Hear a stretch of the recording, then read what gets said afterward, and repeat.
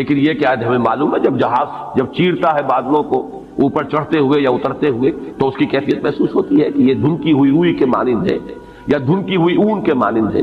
تو پہاڑوں کے بارے میں قیامت میں جو کچھ ان کا معاملہ ہونے والا ہے یہ بہت تفصیل سے آیا ہے۔ میں ذرا تیزی کے ساتھ آپ کو وہ مقامات جو ہے وہ گنوا دیتا ہوں۔ سورۃ المرسلات جو ابھی زیادہ دیر نہیں ہوئی کہ ہم نے پڑھی تھی، اس میں فرمایا وَإِذَا الْجِبَالُ نُسِفَتْ، جبکہ یہ پہاڑ جو ہے یہ ریزہ ریزہ کر دیے جائیں گے۔ سورۃ النبأ میں آ چکا ہے وَسُيِّرَتِ الْجِبَالُ فَكَانَتْ سَرَابًا، یہ پہاڑ چلائے جائیں گے اور یہ ریت بن جائیں گے، اور ریت چمکتی ہوئی ریت، جیسے کہ کہیں صحرا کے اندر ریت چمکتی ہے تو سراب محسوس ہوتا ہے کہ جیسے پانی ہے، یہ پہاڑ بھی اس شکل کے ہو جائیں گے۔ سورۃ الکہف میں فرمایا وَيَوْمَ نُسَيِّرُ الْجِبَالَ، جس دن کہ ہم پہاڑوں کو چلائیں گے۔ سورۃ طٰہٰ میں فرمایا وَيَسْأَلُونَكَ عَنِ الْجِبَالِ، یہ پوچھتے ہیں آپ سے پہاڑوں کے بارے میں، فَقُلْ يَنسِفُهَا رَبِّي نَسْفًا، کہہ دیجئے یہ پہاڑ تمہیں کوئی بڑی شے نظر آ رہے ہوں گے لیکن میرا رب تو ان کو ریزہ ریزہ کر دے گا۔ سورۃ النمل میں فرمایا وَتَرَى الْجِبَالَ تَحْسَبُهَا جَامِدَةً وَهِيَ تَمُرُّ مَرَّ السَّحَابِ، تم دیکھ رہے ہو پہاڑوں کو اور سمجھتے ہو بڑی ٹھوس چیز ہے، یہ تو بہت ہی مضبوط شے ہے، بڑی جامد شے ہے، جمی ہوئی شے ہے، اس کے کہیں جنبش کھانے کا کیا سوال۔ لیکن قیامت کے روز دیکھو گے کہ یہ جیسے بادل چلتے ہیں ایسے یہ پہاڑ چل رہے ہیں۔ سورۃ الطور میں فرمایا یوم تمور السماء مورا وتسیر الجبال سیرا، جس روز زمین کانپے گی، لرزے گی۔ یہ زلزلہ الساعہ جو ہے، زمین کا کانپنا اور زمین پر ایک زلزلہ آنا، یہ تو بہت مرتبہ آیا ہے۔ وتسیر الجبال سیرا، اور چلیں گے یہ پہاڑ جیسے کہ چلتے ہیں، ایسے ہی نہیں، یعنی یہ کہ یہ کوئی محاورہ یا استعارہ نہیں ہے، بالفعل جیسے کہ چلا جاتا ہے، یہ مفعول مطلق ہے۔ اسی طرح سورۃ الواقعہ میں فرمایا اذا رجت الارض رجا وبست الجبال بسا، سورہ حاقہ میں فرمایا وحملت الارض والجبال فدکتا دکتا واحدہ، یہ زمین پہاڑوں سمیت اٹھائی جائے گی اور پھر پٹک دی جائے گی جیسے کہ پٹکا جاتا ہے ایک ہی بار، اور گویا کہ اس طرح اس سے وہ چپٹی ہو جائے گی۔ اس کی یہ لمبائی، یہ جو گولائی کہہ لیجئے اس وقت ہمارے علم میں ہے، کوئی اس کے اندر جیسے سورہ طٰہٰ میں آیا ہے لا تری فیہا عوجا ولا امتا، نہ کوئی اونچان اور نیچان نظر آئے گی اور نہ کوئی موڑ، کہیں بھی کوئی کجی نہیں ہوئی۔ سورۃ المزمل میں آیا ہے یوم ترجف الارض والجبال وکانت الجبال کثیبا مہیلا، یہ پہاڑ ایسے ہو جائیں گے جیسے پھسلتی ہوئی ریت۔ سورۃ المعارج میں آیا ہے یوم یکون السماء کالمہل وتکون الجبال کالعہن، یہ پہاڑ ایسے ہو جائیں گے جیسے کہ دھنکی ہوئی اون، اور یہی پھر سورۃ القاریہ میں آگے چل کر آ جائے گا وتکون الجبال کالعہن المنفوش، اون ایسی جو دھنک دی گئی ہو اور وہ بالکل جیسے دھنکی ہوئی روئی ہوتی ہے ایسے ہو جائے۔ یہ میرا خیال ہے کہ اس اعتبار سے کہ زمین پر جو چیزیں ہمارے مشاہدے میں آتی ہیں ان میں سب سے زیادہ ٹھوس اور سب سے زیادہ مرعوب کن شے جو ہے وہ یہ پہاڑ ہے، بڑے جمے ہوئے ڈٹے ہوئے۔ لیکن یہ کہ وہ قیامت کا زلزلہ، اس کے احوال ایسے ہوں گے کہ یہ پہاڑ جو ہے ریزہ ریزہ ہو کر اور یہ چلیں گے جیسے کہ بادل چلتے ہیں یا جیسے کہ دھنکی ہوئی روئی، اور وہ اس کی کیفیت اختیار کر لیں۔ آگے چل کر سورۃ الفجر میں اس کا نقشہ جو کھینچا گیا ہے وہ اور بہت واضح ہے، اس کو چپٹا کر دیا جائے گا۔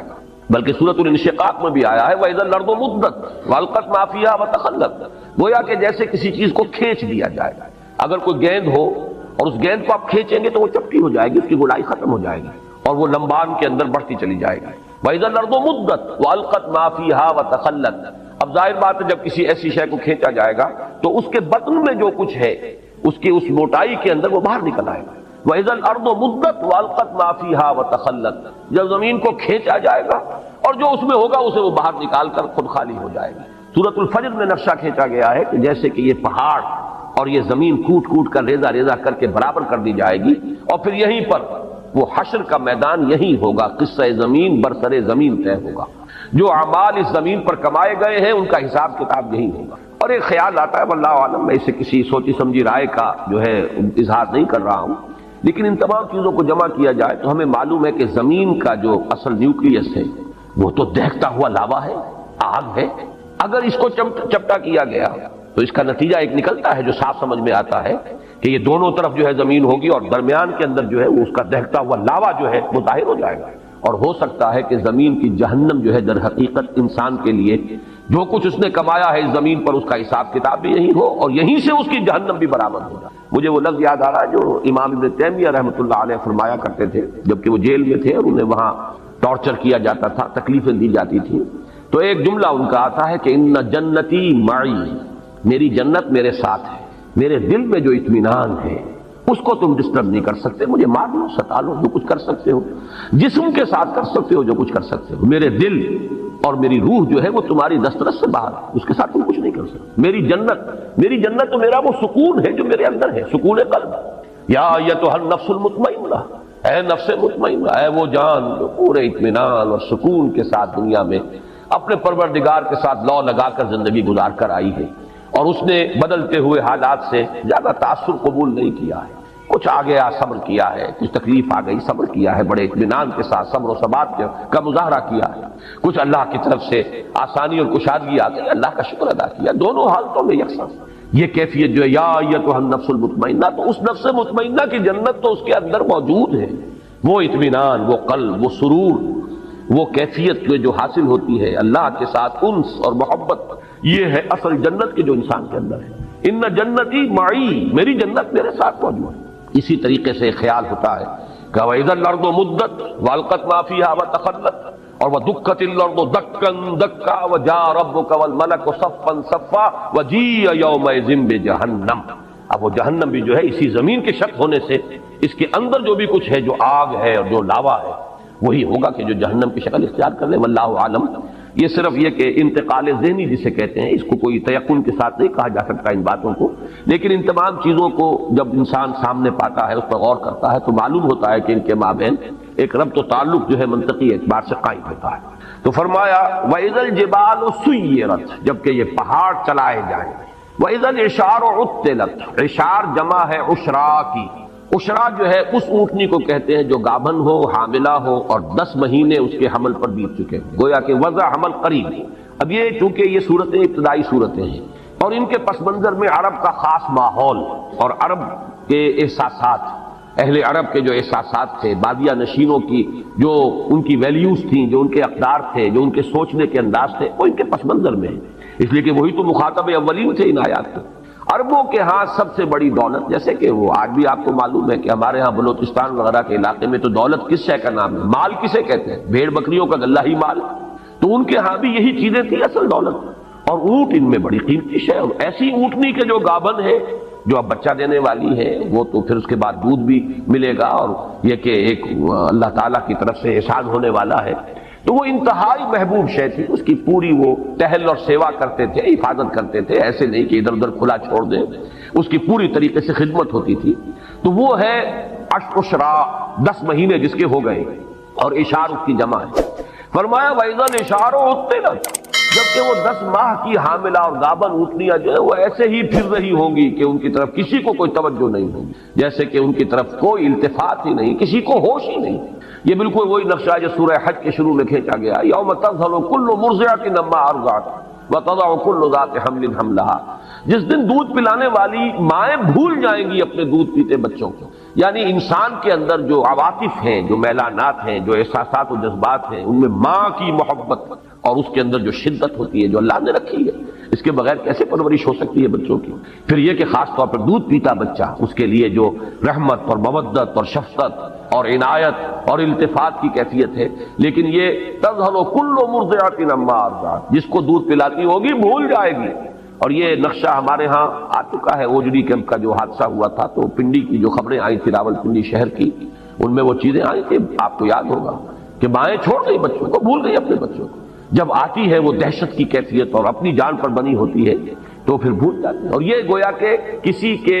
یعنی جذبات کے اندر وہ یعنی محو ہو جانے کا اور اپنی کیفیت ہی کے اندر پوری طریقے سے کھو جانے کی آخری کیفیت ہے کہ ماں اپنے دودھ پیتے بچے کو بھول جائے، یہی کیفیت وہاں ہے۔ وَإِذَا الْإِشَارُ عُطِّلَتْ، جبکہ یہ 10 ماہ کی گابن اونٹنیاں بھی کھلی پھری ہوں گی، پھر رہی ہوں گی، کوئی ان کا والی وارث نہ ہوگا۔ وَإِذَا الْوُحُوشُ حُشِرَتْ، اور جبکہ درندے وحوش یہ جمع کر دیے جائیں گے۔ یہ بھی ایک عام مشاہدہ ہے کہ جب کوئی ایسی آفت عرضی آتی ہے کہ سب کو جان کے لالے پڑے ہو، تو یہ درندے جو ایک دوسرے کے دشمن ہیں، وہ حیوانات، کہ ایک بکری اور شیر ہو سکتا ہے کہ وہ ساتھ ساتھ کھڑے ہوں اور بیٹھے ہوں، اور وہ شیر بکری کو کچھ نہ کہہ رہا ہو۔ سیلاب کے زمانے میں عام مشاہدہ آتا ہے کہ سانپ نہایت زہریلے، اور انسان ایک ہی تختے کے اوپر چلے آ رہے ہیں تیرتے ہوئے، اور سانپ جو ہے انسان کو نہیں کاٹ رہا، اور نہ انسان سانپ کو کچھ کہہ رہا ہے، اس لیے کہ پڑی ہوئی ہے، اپنی جان پر بنی ہوئی ہے۔ تو وَإِذَا الْوُحُوشُ حُشِرَتْ، جبکہ یہ درندے جمع ہو جائیں گے، گویا کہ دہشت کا عالم ایسا ہوگا، صرف انسان ہی نہیں، حیوانات بھی اس کی شدت کو پوری طرح محسوس کر رہے ہوں گے، درندے بھی اس کی وجہ سے اس کیفیت میں ہوں گے کہ انہیں بس اپنی ہی فکر لگی ہوگی اور کسی جانب کوئی ہوش اور التفات نہیں ہوگا۔ وَإِذَا الْبِحَارُ سُجِّرَتْ، جیسا کہ میں نے عرض کیا تھا یہ آیت جو ہے اگلی صورت میں آئی ہے، وَإِذَا الْبِحَارُ فُجِّرَتْ، سجرت اور فجرت ایک ہی معنی ہے۔ تنور کو جبکہ بھڑکایا جاتا ہے تو آگ اس میں سے نکلتی ہے، تنور کے اوپر سے آ جاتی ہے، یہ ہے تفجیر کے اصل معنی۔ جبکہ یہ سمندر جو ہے ابلیں گے، اس میں بھی وہ بات جو میں نے ابھی عرض کی ہے بات سمجھ میں آتی ہے کہ وہ لاوا جو زمین کے اندر ہے اگر وہ اوپر آیا سطح کے قریب تو یہ تو گویا کہ ایسے ہی ہے کہ جیسے کسی بہت بڑی بھٹی کے اوپر جو ہے وہ ایک دیگ کے اندر پانی جو ہے بھرا ہوا ہو تو وہ تو ابلے گا، بری طرح ابلے گا۔ تو یہ سمندر جو ہے یہ ان کے نیچے اگر وہ زمین کا جو وہ جو کور ہے زمین کا، اس میں اندر جو آگ ہے، جو لاوا ہے، جو حرارت ہے، وہ اگر اس زمین کے چپٹا ہونے کی وجہ سے اور اس کے کھینچے جانے کی وجہ سے وہ اوپر آئے گا تو گویا کہ سمندر جو ہے یہ تو ان کڑھاؤں کے مانند ہو جائیں گے جن میں پانی بھرا ہوا، ان کے نیچے آگ دہکا دی گئی ہے۔ تو وہی کیفیت جو ہے وَإِذَا الْبِحَارُ سُجِّرَتْ وَإِذَا النُّفُوسُ زُوِّجَتْ، اور جب کہ جانوں کا جوڑ ملایا جائے گا یا جانیں گروہوں کی صورت میں تقسیم کی جائیں گی۔ اس زوجت کے دو معنی کیے گئے ہیں، ایک تو یہ کہ جان، ظاہر بات ہے کہ وہ جان تو نکل چکی ہوگی، انسان جب دفن ہوں گے تو ان کا جو بھی مادہ تخلیق ہے وہ تو زمین میں ہے، ہمارے تمام اجزاء تحلیل ہو کر زمین ہی میں ہوں گے، لیکن جان تو نہیں ہوگی، جان تو ہماری وہاں سے نکال دی گئی تھی۔ اب یہ ہے کہ ان جانوں کو جوڑ دیا جائے گا ان جسموں کے ساتھ کہ جن کو اللہ تعالیٰ اثر نو تخلیق فرمائے گا۔ ایک مفہوم تو یہ لیا گیا ہے جبکہ جان اور جسم کا جوڑا ملا دیا جائے گا، جوڑ ملا دیا جائے گا، فَإِذَا النُّفُوسُ زُوِّجَتْ۔ دوسرے معنی یہ لیے گئے ہیں جیسے کہ وَكُنْتُمْ أَزْوَاجًا ثَلَاثًا سورۃ الواقعہ میں آیا ہے، گروہوں میں تقسیم ہو جائے گا۔ بڑی بڑی تقسیم تو تین گروہ ہیں، ایک وہ ہے فالسابقون السابقون اولئک المقربون، وہ تو اللہ کے مقرب بندے ہیں، بہت آگے نکل جانے والے سابقون۔ ایک وہ ہے جو اصحاب الیمین ہیں کامیاب ہو گئے ہیں داہنے والے لیکن بہرحال اس درجے کو نہیں ہیں۔ اور تیسرے اصحاب الشمال ہے جہنمی ہیں جن کو سزا دی جائے گی۔ پھر یہ کہ ہر ایک کے اندر گروہ بندی ہوگی، جیسے کہ فرمایا ایک حدیث میں کہ جنت کے دروازے ہیں متعدد، کسی دروازے سے بلایا جائے گا ان کو جن کو خاص طور پر نماز کے ساتھ دلی محبت تھی، کسی دوسرے دروازے سے بلایا جائے گا باب الریان جن کو روزہ رکھنے کا خصوصی جو ہے ایک شغف تھا اور شوق تھا، تو تر و تازگی کا دروازہ ہے جنت کا، اس سے انہیں بلایا جائے گا۔ اور کسی کو صدقہ و خیرات سے زیادہ مناسبت تھی تو اس کا کوئی دروازہ اور ہوگا، وہاں سے بلایا جائے گا، آؤ اللہ کی راہ میں خرچ کرنے والے آؤ اس دروازے سے جنت میں داخل ہو جاؤ۔ تو یہ بھی تو مختلف گروہ ہو گئے۔ اور یہاں یہ نوٹ کر لیجیے اس سے مراد فرض عبادات نہیں ہے، وہ تو سب کو کرنی ہے،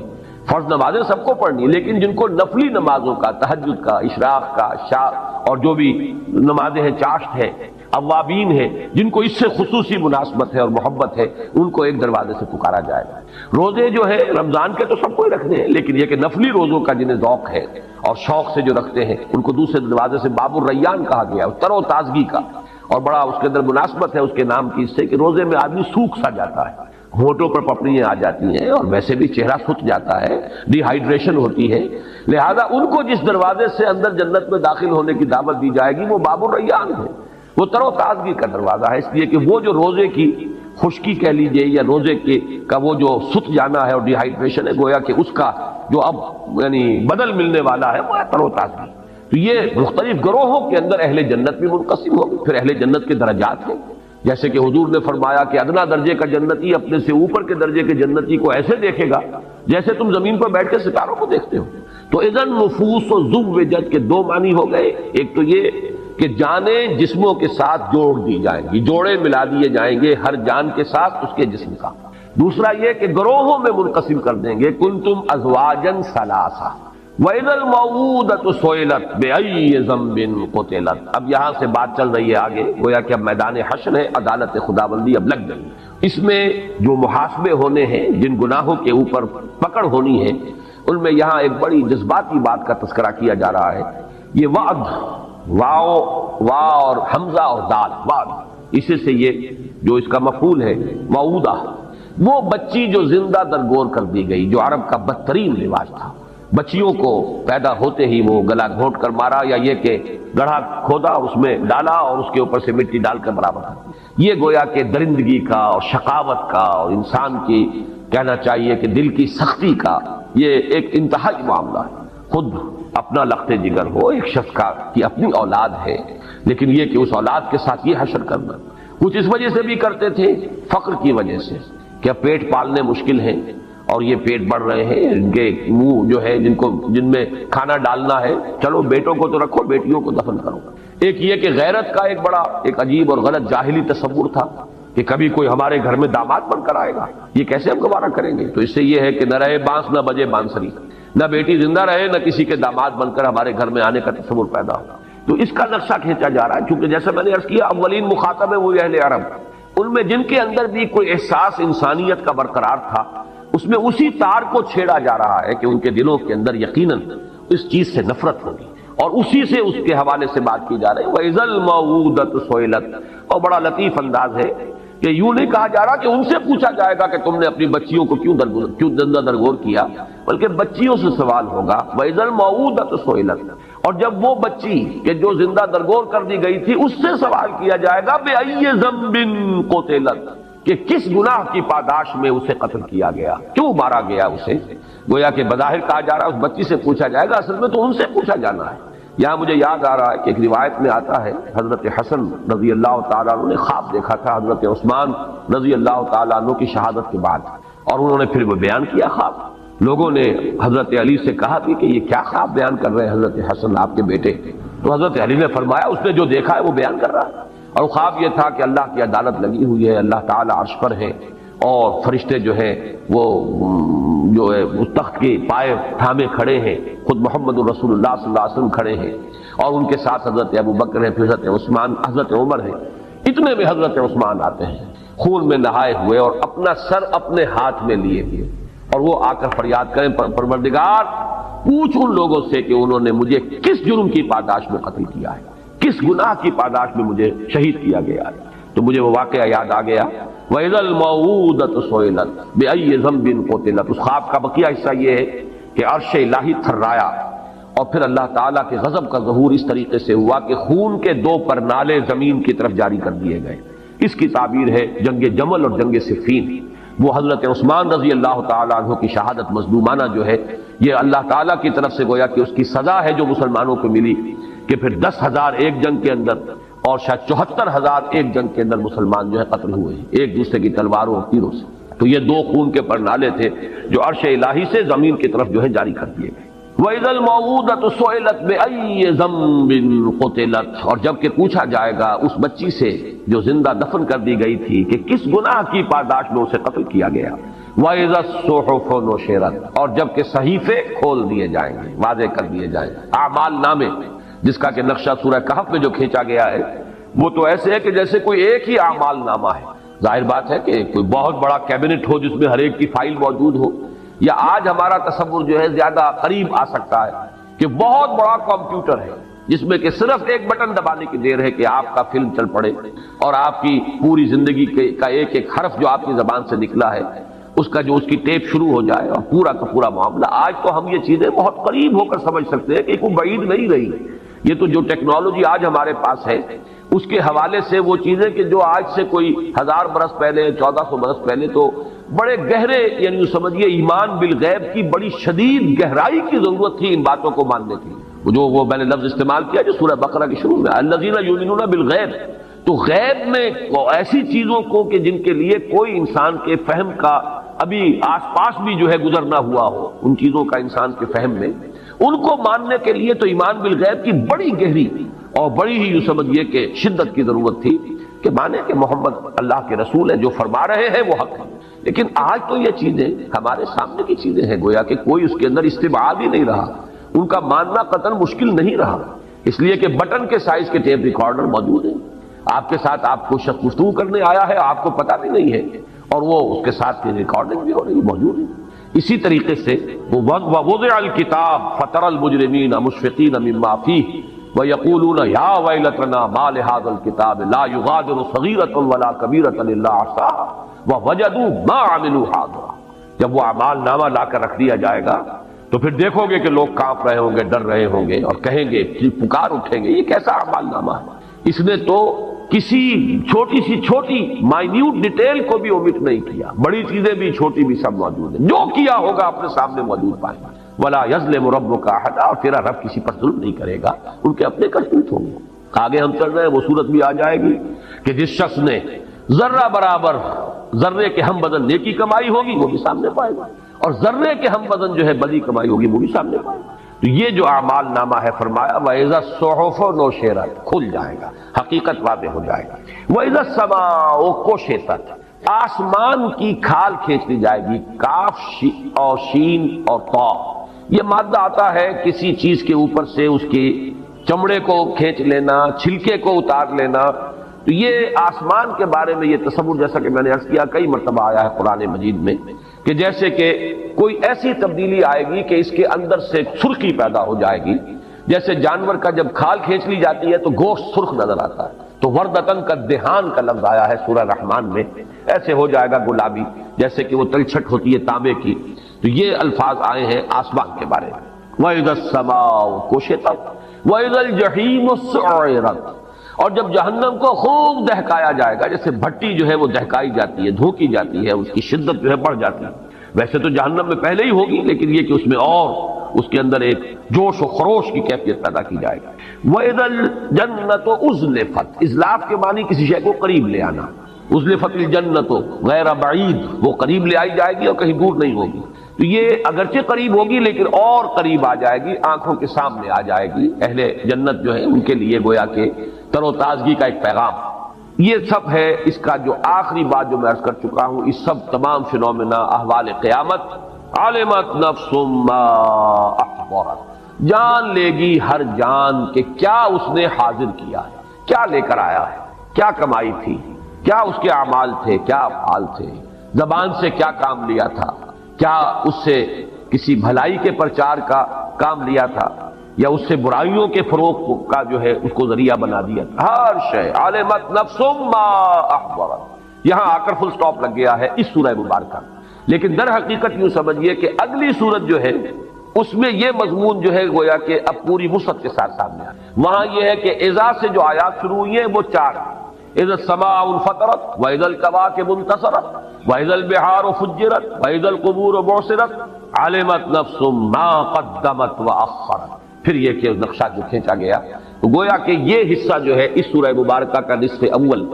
اس کا مثنیٰ جو ہے وہ تو ہے سورۃ الانفطار۔ البتہ اب جو حصہ آ رہا ہے سورۃ الانفطار میں اس مضمون کا کوئی سراغ نہیں ملے گا آپ کو،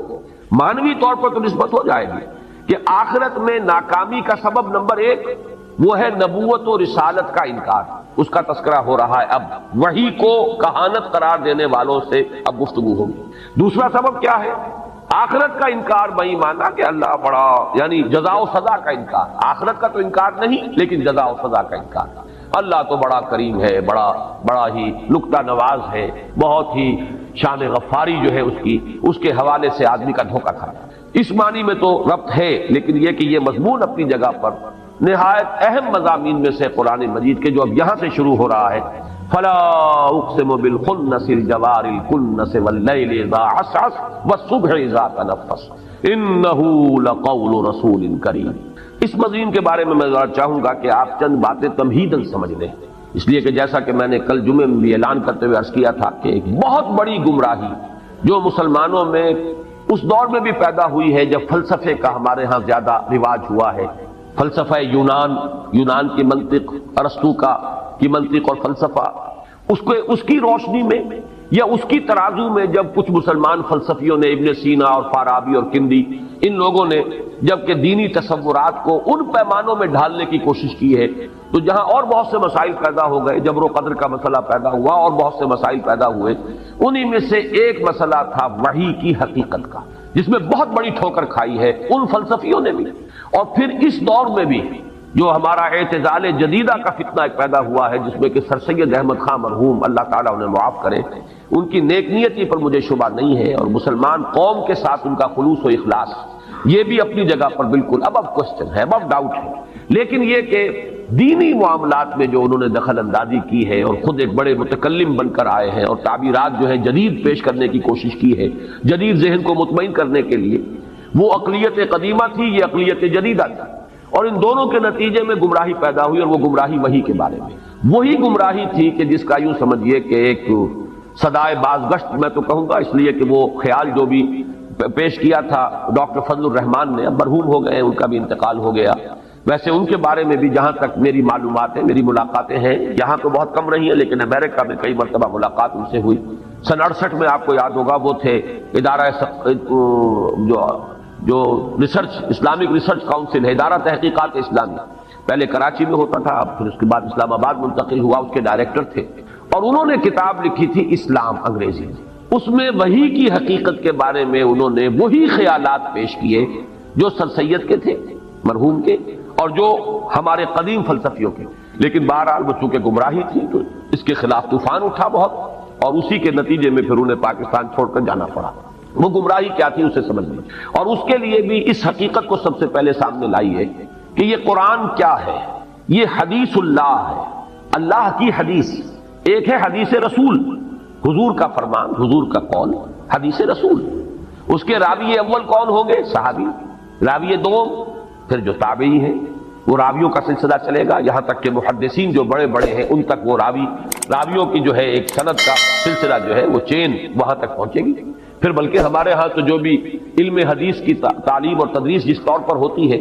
تو ہر محدث جو ہے وہ اپنی سند بیان کرتا ہے، میرا استاذ، اس کا استاذ فلاں، اس کا استاذ فلاں، اس نے اس سے یہ حدیث کا فن سیکھا ہے، اس نے اس سے حدیث کا فن سیکھا ہے، وہ امام بخاری تک پہنچا دیں گے، اور پھر امام بخاری کی جو سند ہے خود محمد الرسول اللہ صلی اللہ علیہ وسلم تک، وہ تو خود بخاری کے اندر موجود ہے، ہر روایت کے ساتھ موجود ہے۔ تو سند کی بڑی اہمیت ہے حدیث کے ذمہ میں، اور سند میں جو راوی آتے ہیں ان راویوں کا ایک تو یہ ثبوت ملنا چاہیے کہ وہ ہم عصر تھے۔ اگر ایک شخص کہتا ہے میں نے اس سے یہ بات سنی، تو آیا ان کا زمانہ بھی ایک تھا کہ نہیں تھا؟ کہیں اگر 100 برس کا فصل ہے اور کوئی شخص کہتا ہے کہ میں نے ان سے یہ بات سنی، تو معلوم ہوتا ہے کہ غلط ہے، وہ تو درمیان میں کوئی لنک اور ہونا چاہیے تھا۔ تو ایک تو یہ کہ وہ کڑیاں متصل ہیں، پھر یہ کہ صرف زمانی اعتبار سے کڑیوں کا متصل ہونا کفایت نہیں کرے گا جب تک کہ ثابت نہ ہو کہ ان کی ملاقات ہوئی۔ ملاقات کا ثبوت جو ہے یہ گویا کہ حدیث کے سند کے اور مستند ہونے کے لیے اہم ہے کہ جو راوی جس سے روایت کر رہا ہے اس سے اس کی ملاقات اور رویت ثابت ہے کہ نہیں۔ اسی کو سمجھیے کہ اللہ تعالیٰ کی حدیث، حدیث اللہ، یہ قرآن، یہ وحی، اس کے راوی اول ہے حضرت جبرائیل علیہ السلام، اور راوی دوم ہے محمد الرسول اللہ صلی اللہ علیہ وسلم۔ پہلے تو سورہ حج کی جو آخری رکوع ہے اس میں جو مضمون آیا ہے میں اس کا حوالہ بھی دینا چاہتا ہوں کہ ان دونوں کو کڑیوں کو جمع کیا گیا ہے ایک آیت میں، اللہ یستفی من الملائکۃ رسلا و من الناس، اللہ پسند فرما لیتا ہے، چن لیتا ہے فرشتوں میں سے بھی اپنے رسول، رسول کے معنی ہے ایلچی، پیغامبر، بھیجا ہوا، ارسل یرسل ارسالا سے کسی کو بھیجنا پیغام دے کر، جو بھیجا گیا وہ رسول ہے، مرسل بھی کہیں گے اسے جو بھیجا گیا، اور رسول بھی کہیں گے۔ تو رسول چن لیتا ہے اللہ، پسند فرما لیتا ہے فرشتوں میں سے بھی، اللہ یستفی من الملائکۃ رسلا و من الناس، اور لوگوں میں سے بھی۔ گویا کہ انسانوں تک اپنا پیغام ہدایت پہنچانے کے لیے اللہ تعالیٰ پہلے چنتا ہے فرشتوں میں سے ایک پیغامبر، وہ ہے حضرت جبرائیل علیہ السلام۔ پھر نمبر 2 انسانوں میں سے ایک پیغامبر، وہ مختلف رہے، کبھی نوح ہے، کبھی ہود ہے، کبھی عاد، کبھی حضرت صالح ہے، کبھی اور حضرت شعیب ہے، ابراہیم ہے، موسیٰ ہے، عیسیٰ ہے، یہاں تک کہ محمد الرسول اللہ ہے۔ تو یہ جو حدیث اللہ ہے قرآن مجید، اس کے راوی اول حضرت جبرائیل علیہ السلام، راوی دوم محمد الرسول اللہ صلی اللہ علیہ وسلم۔ حضور سے تو اب متصل ہے، سب کو معلوم ہے، حضور نے قرآن پڑھایا، صحابہ کو یاد کرا دیا، اس کا مذاکرہ کیا، 2 مرتبہ حضرت جبرائیل سے مذاکرہ ہوا ہے آخری رمضان میں محمد الرسول اللہ صلی اللہ علیہ وسلم کا، اور سینکڑوں بلکہ شاید ہزاروں کی تعداد میں جو ہے حفاظ تیار ہو چکے تھے، اس لیے کہ سینکڑوں تو شہید ہوئے ہیں جنگ یمامہ میں ایک جنگ کے اندر۔ اس اعتبار سے اسی وقت پھر یہ ضرورت محسوس ہوئی کہ قرآن مجید کو ایک کتاب کی شکل میں بھی جمع کر لیا جائے، کہیں اگر حفاظ اسی طریقے سے شہید ہوتے رہے تو قرآن جو ہے کہیں گم نہ ہو جائے، ضائع نہ ہو جائے، لہذا اس کو مابین الدفتین ایک کتاب کی شکل میں، یہ 2 گتوں کے مابین ایک کتاب کی صورت میں بھی جمع کیا جائے۔ حضور کے زمانے میں، حضور کے اپنے حیات طیبہ کے دوران مصحف جو ہے اس شکل میں موجود نہیں تھا۔ حضرت ابوبکر کے دور خلافت میں یہ مسئلہ پیش آیا، یہ سارے مسائل میں بیان کر چکا ہوں سورہ قیامہ کے درس کے ضمن میں، ان علینا جمعہ و قرآن، اس کا جمع کرنا پڑھوانا ہمارے ذمہ ہے۔ اللہ نے وہ اپنی ذمہ داری پوری کی، لوگوں کے سینوں میں تو جمع ہو چکا تھا، سینہ محمدی صلی اللہ علیہ وسلم میں جمع تھا، پھر صحابہ کرام کے سینوں میں منتقل ہوا، جمع ہو گیا، لیکن کتابی شکل میں حضرت ابوبکر کے زمانے میں جمع ہو گیا۔ تو یہ جو قرآن مجید ہے، اس کا آگے تو اب سلسلہ بالکل یوں سمجھیے متواتر ہے، اتنی شہادتیں ہیں، اتنی شہادتیں ہیں، یہ وہی ٹیکسٹ ہے جو محمد الرسول اللہ